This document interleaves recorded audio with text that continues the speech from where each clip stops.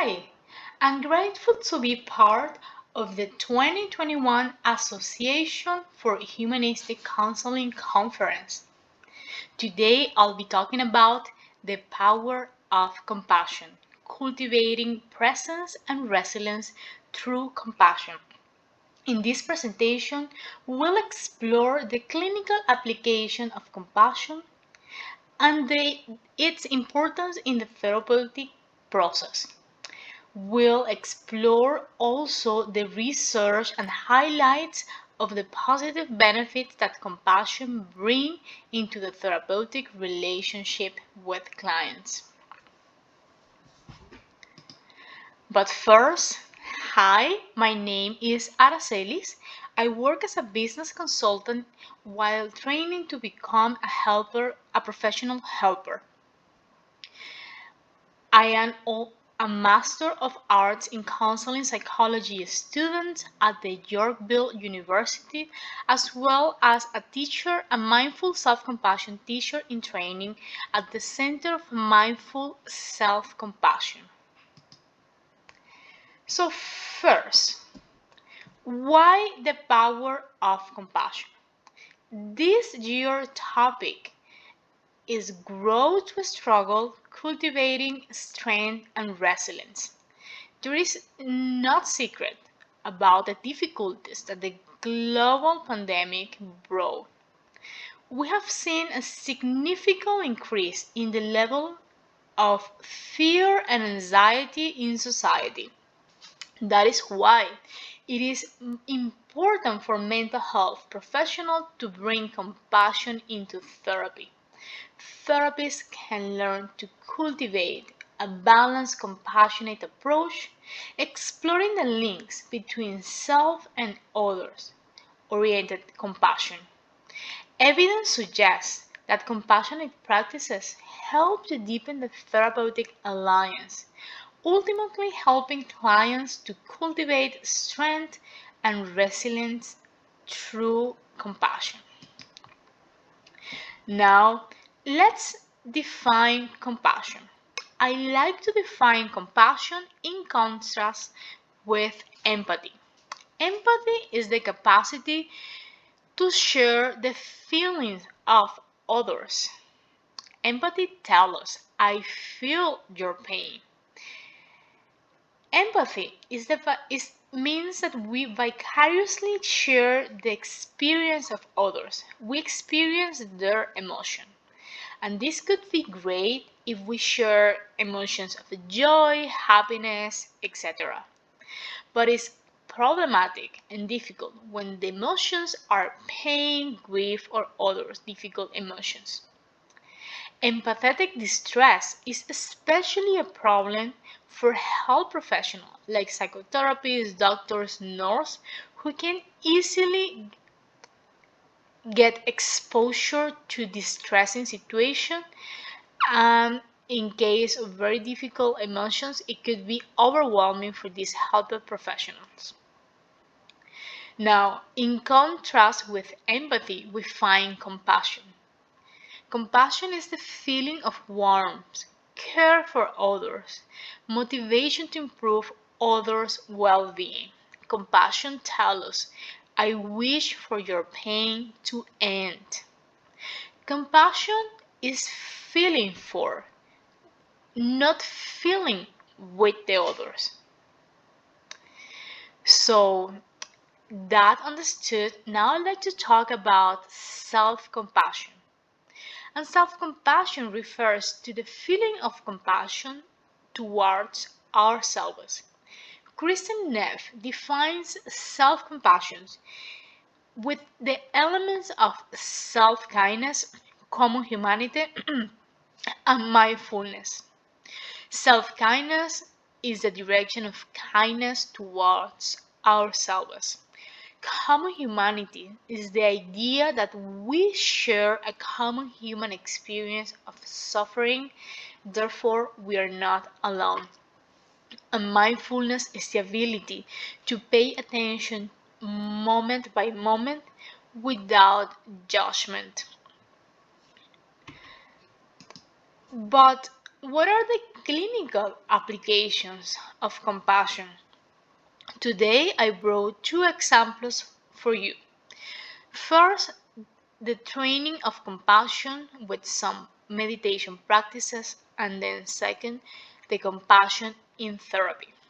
So, training of compassion is possible, and neuroscience have begun to research about the neuroplasticity of social emotions like compassion.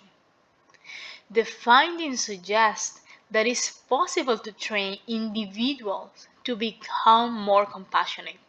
So do not worry if you are not feeling compassionate today. You can always train and develop that emotion.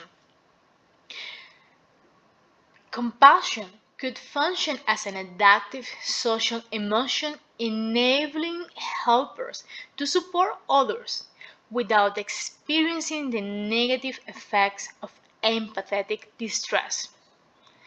Research shows that by using meditation related techniques like the loving kindness meditation, it is possible to cultivate feelings of benevolence and kindness towards others and self. And this kind of meditation, practice in consistency, have beneficial effects for our own well-being and positive effects. Now, compassion that can also be used in therapy. And compassion focused therapy, in this case, is a multimodal therapy designed to target high level of shame and criticisms in clients. Compassion focused therapy appears to be effective to a group of people who have transdiagnostic issues, which really emphasize the value of this kind of therapy in underlying psychological process rather than the symptoms alone. Compassion therapy draw from cognitive behavioral therapy, neuroscience, evolutionary psychology, and others, but it also draw from Buddhist teachings like mindfulness and compassion. And it's this kind of therapy aims to develop the affiliative system, which means the clients can regulate their trap systems. They could feel safer, and research shows that this particular kind of therapy is especially useful in people who is highly self-critical, which is very interesting. Now, I like to talk about presence in therapy. And it's also utilizing some of the mindfulness and compassion and connection items or elements that we discussed already. But in this case, this idea or this approach was developed by Dr. Geller. Um, the therapeutic presence is basically a way of being in which the therapist reflects his or her full engagement in the moment to moment encounter with the client. Presence in therapy can be described by using the acronym of presence, and it refers to making a pause, taking a moment to stop from what you are doing to relax into the moment by taking a deep breath and feels empathy and and empty yourself from judgment, thoughts, distractions, or anything else that is distracting yourself. Then sense your inner body, bringing the awareness to your physical and emotional body, expanding the sensory awareness to outwards, to understand what is true, to notice what is true in the moment for you, and finally center and grounding yourself in your body, but always reminding yourself to extend and make contact with client and others, which is at the end the goal of presence in therapy. So we are grounded in ourselves, but we are also able to connect with our client.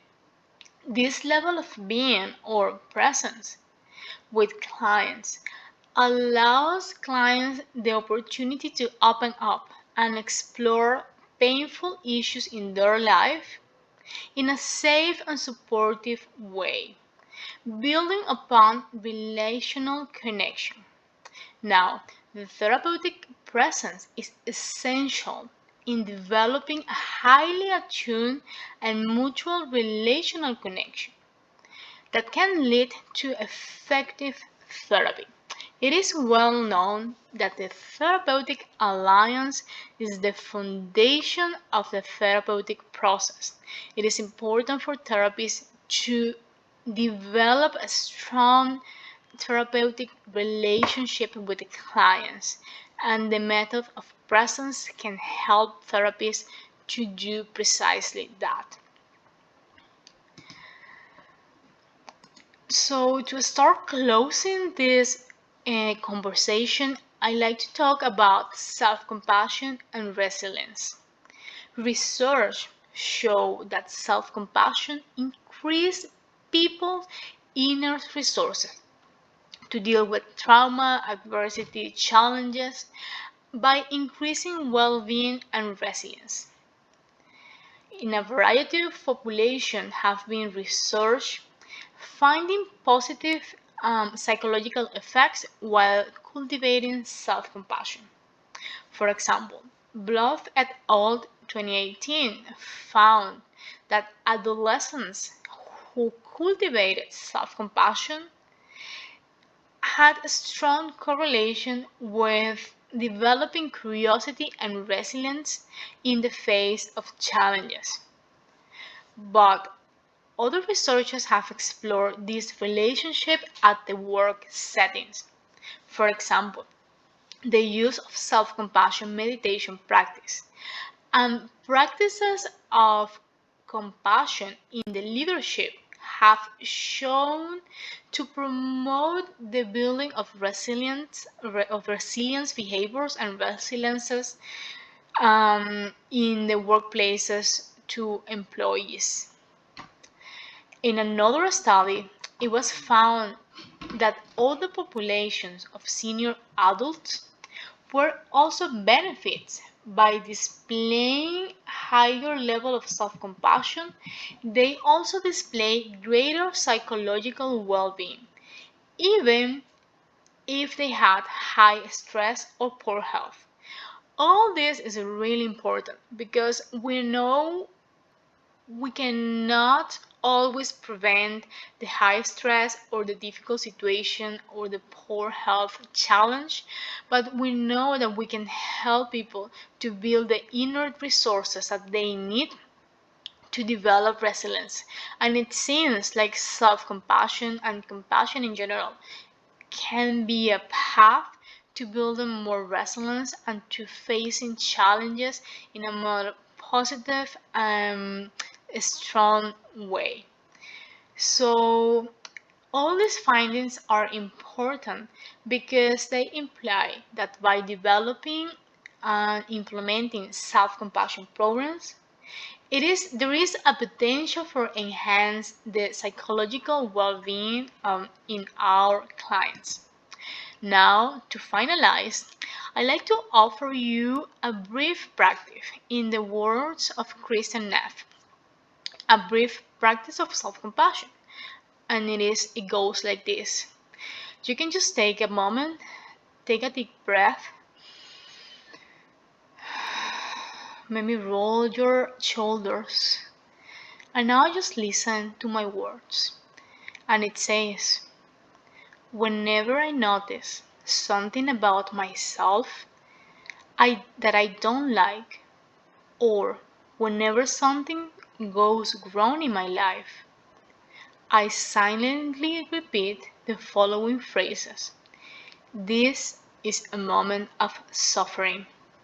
Suffering is part of life. May I be kind to myself in this moment. May I give myself the compassion I need.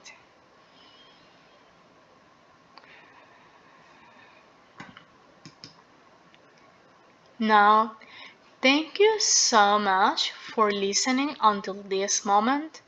Please, if you have any questions, feel free to reach out at any time. I'm so grateful with you for listening until this point. Have a great day. Bye.